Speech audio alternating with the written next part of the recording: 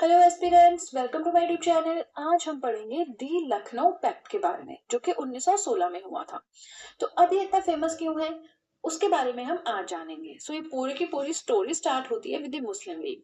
देखिए, जब मुस्लिम league existence में आई थी तो उस टाइम पे ये एक मॉडरेट ऑर्गेनाइजेशन थी। अब मॉडरेट ऑर्गेनाइजेशन क्या होता है? जो पिटिशंस के थ्रू अपनी बात मनवाते हैं बहुत ही शांत तरीके से। ठीक है। मुस्लिम लीग के बहुत ही अच्छे रिलेशन थे ब्रिटिश क्राउन के साथ।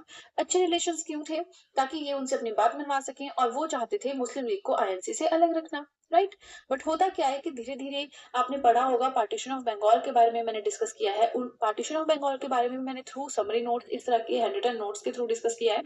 तो जब पार्टीशन ऑफ बंगाल की बात हुई थी तो मुस्लिम लीग यानी मुस्लिम्स जो थे वो बहुत खुश हुए थे, क्योंकि बात थी क्या कि पूरे के पूरे बंगाल को ईस्ट और वेस्ट बंगाल में डिवाइड करना है।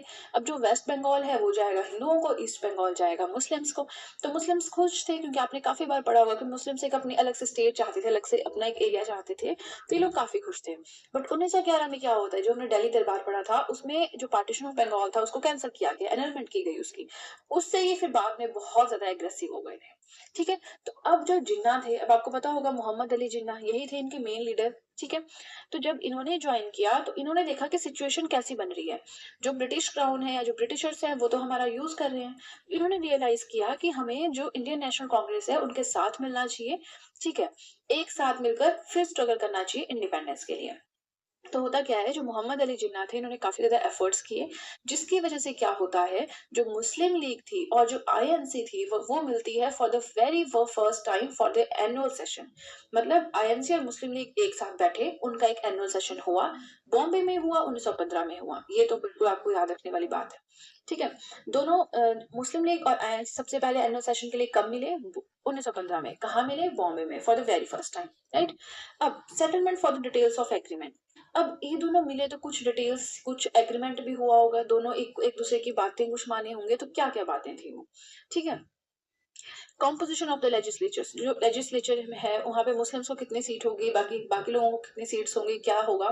Quantum of representation to be allowed, उनको कितनी रिप्रेजेंटेशन मिलेगी, कितनी परसेंट या कितने पार्ट्स में उनको रिप्रेजेंटेशन मिलेगी। मतलब छोटी छोटी बातें थी जो डिस्कस हुई। छोटी में नहीं, इवन बाद में तो काफी ज्यादा बड़ी बातें बन जाती है ये।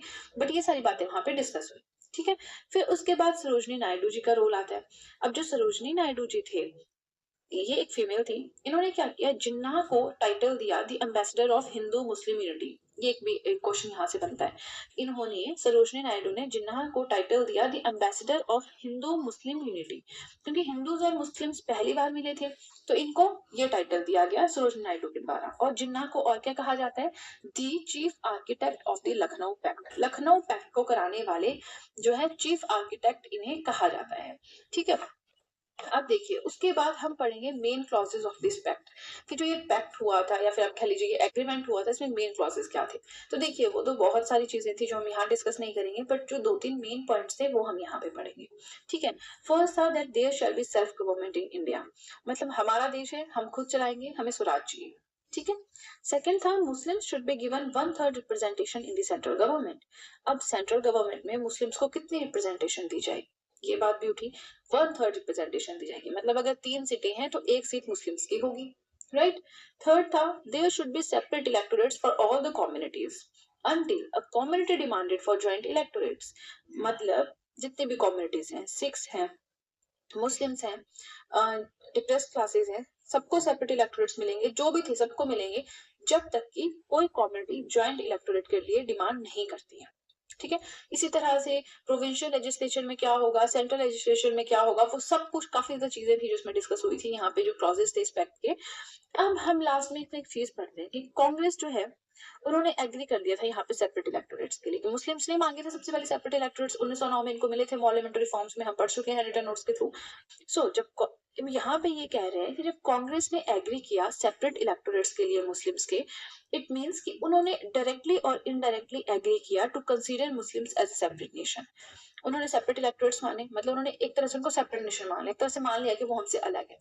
इसी को हम कहते हैं two nation theory.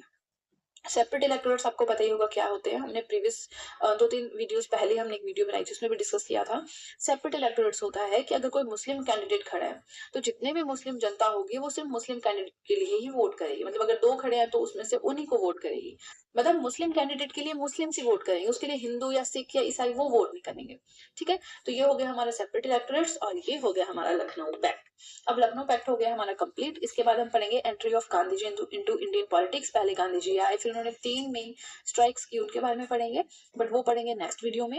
And I hope आपको वीडियो अच्छी लगी हो। अगर आपको वीडियो अच्छी लगी है तो आपको अच्छे से पता है क्या करना है, जल्दी से कर दीजिए चैनल को सब्सक्राइब, सो दैट मैं जैसे ही कोई वीडियो अपलोड करूँ आप तक एकदम से नोटिफिकेशन पहुंच जाए। वीडियो को लाइक करें, वीडियो का लिंक शेयर करें अपने फ्रेंड्स के साथ। एंड दैट्स इट गाइस, मिलते हैं नेक्स्ट वीडियो में। सी यू सून।